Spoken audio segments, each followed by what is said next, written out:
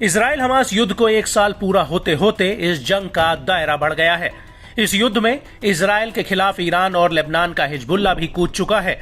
Israeli सेना ने Lebanon में एयर स्ट्राइक के साथ साथ जमीनी आक्रमण भी शुरू कर दिया है। 7 अक्टूबर 2023 को हुए हमले की बरसी तक भी हमास द्वारा बंधक बनाए हुए लोगों को छुड़ाने में नाकाम इजरायली पीएम नेतन्याहू ने हमास के खात्मे की कसम खाई थी, लेकिन गाजा में अभी भी आईडीएफ हमास से जंग लड़ रही है और युद्ध के दूसरे मोर्चे पर इजरायली सेना हिजबुल्ला से जंग लड़ रही है। हिजबुल्ला चीफ के मारे जाने के बाद भी हिजबुल्ला पूरी ताकत से इजराइल का सामना कर रहा है। हिजबुल्ला के लड़ाके पहले की ही तरह उत्तरी इजराइल के कोने कोने को दहला रहे हैं।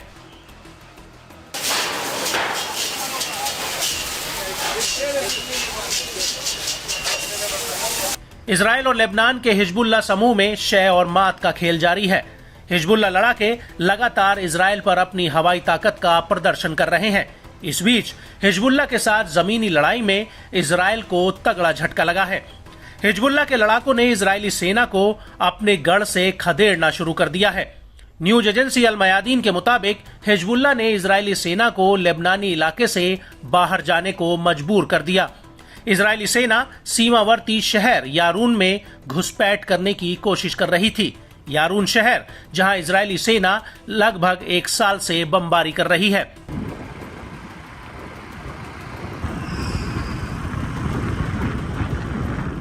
यह पहली बार नहीं है कि हिजबुल्ला ने इजरायली सैनिकों की टुकड़ी को पीछे हटने पर मजबूर किया हो। इससे पहले बीते 6 अक्टूबर को जब इजरायली बलों ने खलेत शुएब में घुसपैठ करने की कोशिश की थी, उस दौरान लड़ाकों ने जवानों की टुकड़ी पर गोले दागे थे, जिसमें कई लोगों की मौत हो गई थी। बीते 5 अक्टूबर को अल जलील पनंदेल में हिजबुल्ला ने खुलासा किया था कि उसके लड़ाकों ने लेबनान फिलिस्तीनी सीमा के पास घात लगाकर बड़ा हमला किया था। इजरायली मीडिया आउटलेट्स ने भी भारी गोलीबारी और किरियत शमोना के शहर के पास हमलावर हेलीकॉप्टरों की तैनाती की सूचना दी थी।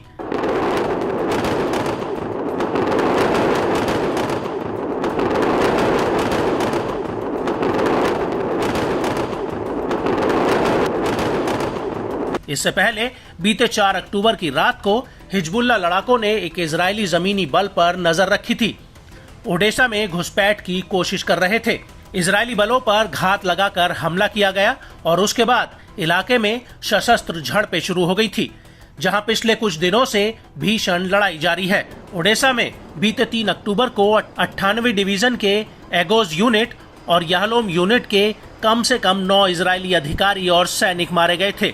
प्रतिरोध ने घुसपैठ करने वाले बलों पर मशीन गनों से गोलीबारी की थी, जिससे इजरायली सेना की हमलावर इकाई में बारूदी सुरंगों में ब्लास्ट हुआ था। इसमें लगभग 15 सैनिक मारे गए थे और काफी घायल भी हो गए थे।